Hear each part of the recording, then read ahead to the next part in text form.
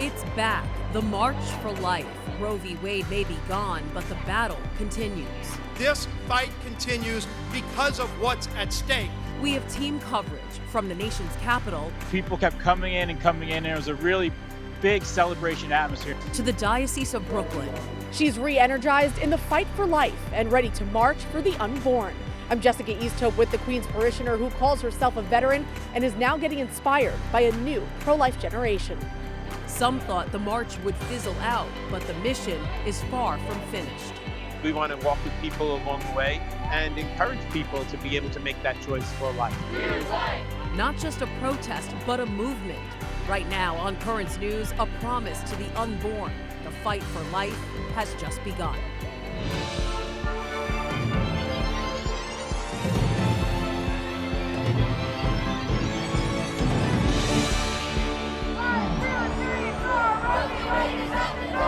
One step at a time. Roe may be gone, but the march moves on with new plans and a new direction. But the goal remains the same: stop abortion now. Welcome to this special edition of Currents News. I'm Christine Persichetti. The 50th annual March for Life stepped off today in Washington, D.C. with renewed energy. Even though Roe v. Wade was overturned last year, tens of thousands came out to take the next step in a post-Roe America and defend the unborn. We have team coverage of this fight for life. We begin with the national correspondent for the Tablet and Crocs, John Lavenberg. He's on the National Mall right now. Hi, John. Hi, Christine. So, John, it seemed to be a celebratory event today, the first March for Life since Roe v. Wade was overturned. But there was still a call to action, right? Absolutely. And when I got here earlier today, people kept coming in, and it was a really big celebration atmosphere. As people came in, that's actually why I moved away, because the celebration was just so loud that I wasn't able to continue to do the shot from there.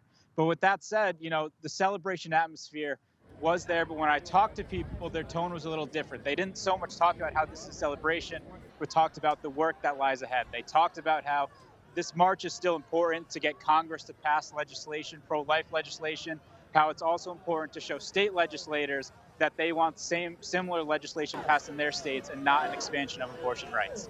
Pro-abortion protesters didn't sit out this march. Did their protests disrupt the event at all? Christine, I saw a little bit of protesting at the beginning, maybe that the cops might have gotten involved and told some people to leave.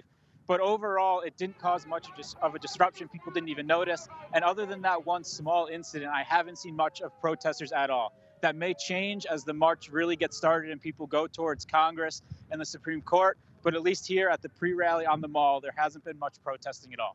Yeah, you just mentioned this year the march is taking a new route. They're walking past Congress to symbolize that the battle post-Roe has shifted to the legislature, and the fight for the Hyde Amendment, which many consider the most impactful pro-life policy. Why is it so important? Well, with the Hyde Amendment, of course, what that does is it prevents the taxpayer funding of abortion. And why that's so important is because if that is lifted for pro-life individuals, people that support the pro-life movement, that crosses the line from people that support abortion and people that are pro-life having different opinions to now people that's pro-life people have to support abortion funding. And that's something that they don't feel comfortable doing. It's against their beliefs, and they think it's crossing a line that they don't want to go to. All right, you're spending some time today with marchers from the Diocese of Brooklyn. And as you know, New York's considered the abortion capital of the world. How do they stay motivated? Well, people from New York, Diocese of Brooklyn in particular, that make their way down here, make that long bus ride, Bishop Brennan making the long drive down here as well, they stay motivated because now with Roe v. Wade being overturned, they recognize that that doesn't change anything in New York. In New York, the governor has said they want the state to be an abortion sanctuary. You can basically get abortion throughout an entire pregnancy in the state, and there's no shortage of other abortion measures that the legislature is looking to enact. So people from New York know that their pro-life efforts and their pro-life advocacy has really only just begun, and they still have a long way to go to get the pro-life laws enacted and the pro-life mindset to the people in New York. All right, John Lavenberg, national correspondent for the Tablet and Crocs. Thanks for keeping us updated on the march. Thank you, Christine. Let's take another look at that new route. For the first time in 50 years, it was changed for a very specific purpose. In honor of the Dobbs victory, pro-lifers marched past Congress, acknowledging that lawmakers now hold an even more crucial role in this post-Roe America. This year, the march ended between the Capitol building and the Supreme Court in an effort to call out the legislative and judicial branches that now hold life in their hands. And one of the people on that route is no stranger to the march. She's an 81-year-old who's been a part of the movement for almost a decade. No one could really express how it makes you feel. It just makes me so happy that there's hope in the world. Coming up on Currents News, Mary Ruane lets us in on her passion and dedication behind the March for Life. That's coming up later on Currents News. Ahead of the walk down the National Mall, Catholics came together to pray for the unborn at the annual Vigil for Life Mass Thursday night. It was standing room only at the Basilica of the National Shrine of the Immaculate Conception. Thousands packed the pews from all over the country. While normally the vigil is to pray for an end to Roe v. Wade, this year pro-life USCCB Chairman Bishop Michael Burbidge celebrated its overturning while also rallying supporters to continue the fight. This is a moment for joy, for gratitude. But even as we celebrate, we must remember this is the beginning, not the end. A new, important phase of work in the pro-life movement begins now. Bishop Burbidge said anti-abortion activists need to focus on two things moving forward: changing laws and changing hearts. The Diocese of Brooklyn's bishop was at that vigil. Bishop Robert Brennan also took part in the march alongside parishioners and seminarians from Brooklyn and Queens. He joins us now. Hi, Bishop. Hi, Christine. Hello, everybody. So I see you have some parishioners there with you from St. Agatha and St. Michael's in Sunset Park. It's so nice because, you know, many thought since Roe was overturned that the pro-life movement had won and people wouldn't show today. There's a big turnout, right? Describe to us what you've seen. It's a building turnout. The rally is going on now. We're about to start the march in a little while, but you can see big groups coming in even now. They're all assembling, getting ready for the rally, and in about 40 minutes or so, they'll start their march. All right, you know, we talked earlier in the newscast about New York being the so-called abortion capital of the world. You've said that the fight has really just begun, that Roe being overturned has actually made things worse in New York. Why is that? Well, one of the effects of the Dobbs decision is that, in a good way, is that it gives us a chance to talk about it on a state-by-state level. But we also know that the reality in New York is very far from that culture of life. And so what we see is even a greater growth, if you will, of abortion initiatives, really trying to force even organizations, hospitals, doctors, people who know that it's against their conscience. They're trying to force them to cooperate with abortions, and that's a real problem. And there are all kinds of regulations and things that are coming down the pike that we have to be part of the conversation in New York. There's a lot of work to be done locally. Absolutely, and New York bishops have made a pledge to support mothers because being pro-life doesn't just mean being pro-baby, right? That's exactly right. So, basically, it's the Catholic Church in general, all the people of the Catholic Church pledging to support mothers in times of pregnancy for various different reasons or needs. We want to walk with people along the way and encourage people to be able to make that choice for life. So you're spending time with seminarians today as well. Tell us why it's so important for them to witness this movement. Our seminarians were here last night for the vigil at the National Shrine, and then I joined them for Mass at St. Patrick's in Washington. And it's important for them to be part of this great witness. It's important to see that people are behind this, that people really do believe in the dignity of life, and that people do want to be part of the transformation to a culture for life. Sometimes you can get discouraged along the way, and when you experience this kind of a movement, you see that you're not all alone. You're not isolated in this. All right, Bishop Robert Brennan, thanks so much for taking the time to speak with us today. Thank you. If you couldn't join Bishop Brennan in D.C. this weekend, there's still an opportunity to make your pro-life voice and prayers heard. Bishop Brennan is celebrating the annual Diocesan Pro Vita Mass on Sunday, January 22nd at the Cathedral Basilica of St. James. The Mass will be held from 11 a.m. to noon. And don't forget the Tablet. The pro-life newspaper has full coverage of the march and everything in between. So be sure to check out our website, thetablet.org, and subscribe for the latest updates on the battle to protect the unborn. There's a lot more news headed your way. It's our job to protect those children, not to kill them. Championing for life, the woman who's fighting for unborn children. Plus, the struggle communities of color face over abortion. And we'll head back to D.C. to hear from the people at the March for Life.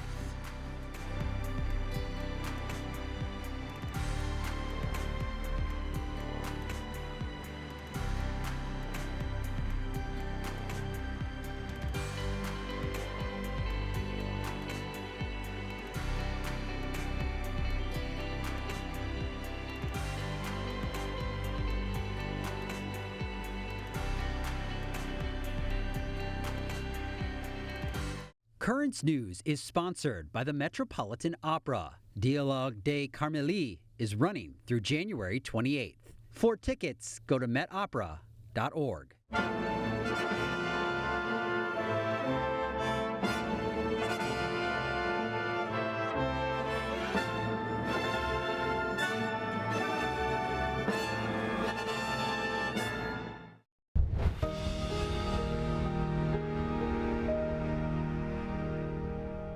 This is my sign. I made it. She's been going with me, Mary, for 8 years. She's a bit suited up and ready to go, a veteran in the pro-life fight. Mary Ruane has been a part of the march for almost a decade, but this year she's ready to use prayer more than ever to support the unborn. Currents News' Jessica Easthope caught up with Mary ahead of the trip down to the Capitol. I carry a light backpack. It's blue for the Blessed Mother. Mary Ruane has thought of everything. A&D, ointment, Band-Aids. She's ready to head down to D.C. on Friday and march for hours with more than 100,000 other people who believe life is sacred. No one could really express how it makes you feel. It just makes me so happy that there's hope in the world. Mary's attended March for Life many times over the years, but she currently has an 8-year streak going. At 81 years old, the march isn't easy for her, but she says it's worth it to show up for every single soul that's been lost to abortion. It's our job to protect those children, not to kill them. Mary will make the trip on a Diocese of Brooklyn bus. Joining her is Father Michael Panic-Halley, parochial vicar at St. Helen Church in Howard Beach. Stand up for the cause of life. Now that Roe v. Wade has been overturned, Mary and Father Michael say the work is more important than ever and far from over. According to March for Life, there are still more than 900,000 abortions every year, and that number is only expected to decrease by about 200,000 in a post-Roe America. Yeah, I think that sometimes it might be easy for people to assume that the abortion issue is settled, but it's far from settled. They say it's against women, but it is in favor of women. Women don't realize they're being manipulated and exploited to believe that it's okay to kill their own child. Mary says to march in solidarity alongside the teenagers and young adults who call themselves the pro-life generation is a gift. In 2010, it was estimated half of the marchers were under the age of 30. I'm so proud of them. They're following and they know right from wrong. It's beautiful to see God's work in the young people. It's just a great day to celebrate your Catholicism. Mary plans to march for as long as she can. She says she'll stop when abortion is unthinkable. In Howard Beach, Jessica Easthope, Currents News. Mary will likely have to march again next year because the procedure is only growing when it comes to New York. The city is now offering free abortion pills at health clinics. There is just this hidden secret that women have suffered silently, and they really felt that no one heard them, but I did. The initiative began this week in the Bronx, but 3 other clinics are also set to start dispensing the medication by the end of the year. Even people from out of state will be able to get the pills. According to the city, the 4 sites together could give out up to 10,000 per year. Remember, that's in addition to the city's hospital system where the pills are already available. It's an uphill abortion battle in New York, but the bishops there have made a pro-life pledge to work toward a new future. They conceded that the procedure will probably continue to go unfettered in the state widely considered the abortion capital of the world, but they are sending a message to moms in need. We will not abandon you. They made a pledge that any woman, regardless of beliefs or situation, can come to the Catholic Church and get the services and supports she needs to carry her baby to term. They also launched a resources page. Just go to nyscatholic.org/help for moms, and you can find a pro-life center by you. There's also a statewide map that directs you to local Catholic parishes that have ministries available. In the Diocese of Brooklyn, there are a number of places ready to help. There are currently 2 pregnancy centers, the Life Center of New York on 5th Avenue in Brooklyn and the Bridge to Life in College Point, Queens. In terms of housing options for young mothers with children, there are actually 5 options. 3 Providence houses, 1 on Church Avenue in Brooklyn, 1 on Prospect Avenue, Brooklyn, and 1 in Jamaica, Queens. There's also 2 more Brooklyn centers, the Rose Kennedy Family Center on Halsey Street and Bethany House on Sidham Street. While the church's stance is clear that abortion is never acceptable, studies show that for some Catholics, it's complicated, especially when it comes to communities of color, where the numbers may not. Tell the whole story. It's a matter of life and death. It's no surprise that Catholics are passionate about protecting the rights of the unborn, but misinformation around the issue can sometimes cloud the progress being made in converting more hearts. I think there's a misconception that Black people are some abortion-loving, seeking people, and we're not. Gloria Purvis is a pro-life Catholic consultant for the USCCB's Committee on Religious Liberty and the host of her own podcast. She believes the way we think about abortion in minority communities needs to change. We have people saying that abortion for women of color is really their way to access greater economic stability. And it's often, I think, pushed on communities of color as if this is a solution to all that ails us. But I reject that because I don't believe a way of solving poverty is to kill the poor. Even though abortions are trending down across the country from 857,000 in 2000 to 630,000 in 2019, low-income women and women of color have higher rates than affluent and white women, according to the National Institutes of Health. But Purvis says that even those numbers could be inaccurate because women with more financial means seek abortions privately, where the actual totals may never be reported. The church's teaching on abortion is definitive. Killing an unborn child under any circumstances is not an option. And yet, many Catholics struggle with the topic, leading to misrepresentations that go beyond communities of color. Many Americans feel a lot more conflicted about abortion than the kinds of labels that are immediately available, labels like pro-choice and pro-life. Instead, we had a lot of Americans who said, well, I feel this way in some circumstances and this way in others. Dr. Tricia Bruce, a sociologist associated with the University of Notre Dame Center for Religion and Society, studies the impact of abortion when it relates to Catholics. It's a hugely diverse population. So you have all these metrics of difference that make Catholics actually look kind of like a microcosm of the United States as a whole. And so for that reason, you see also within Catholics pretty big differences in terms of how they view abortion. Like most Americans, Catholics are divided by party, with those who identify as Republican opposed 63% of the time, while Democratic-leaning Catholics are in favor by 77%.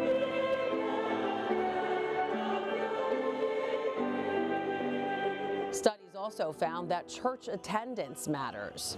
Catholics who attend Mass more often are more likely to hold a position that's more opposed to abortion than Catholics who attend less often.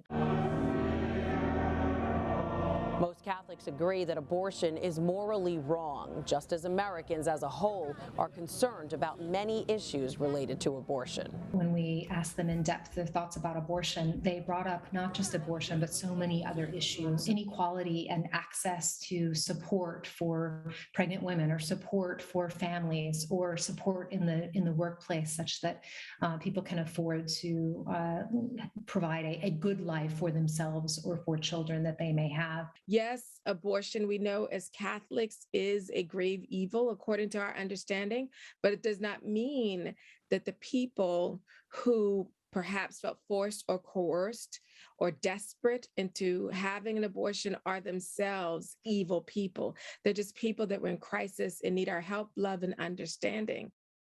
If you or someone you know are looking for ways of faith, help, and love, the tablet is there for you. Remember, you can find all this and more on thetablet.org. There's touching stories on the Catholic faith and the latest on today's march. Plus, while you're there, you may also want to subscribe and become an active participant in the pro-life mission. Here's what our membership looks like. Giving $50, you'll not only get the paper sent straight to your mailbox, you can also gift a subscription to a friend, plus get access to the tablet's online content and the quarterly newsletter, and get a commemorative drawstring bag and pin. But that's just the tip of the iceberg. Contributing $100, you become a sponsor, getting everything we just mentioned with a bonus tablet baseball cap and a recognition listing on the paper's website. Donate $250 to become a patron, and 4 tickets to the Tablet Appreciation Night at the Cyclone Stadium with free VIP access to certain diocesan events will be added to your list of perks.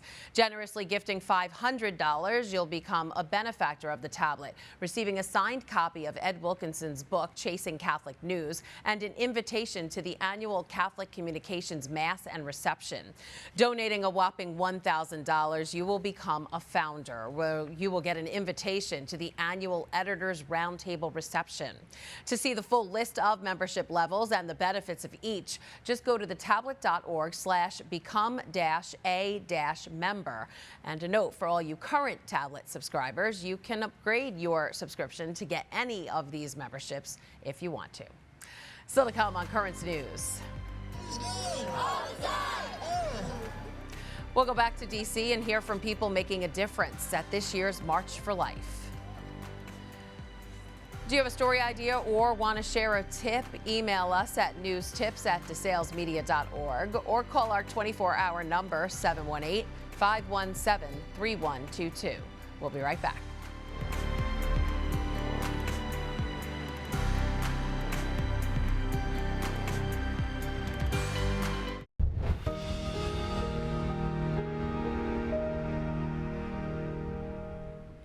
Peaceful protests like today's March for Life show what a few small voices can do when they come together. The result, making a significant impact that the world can hear.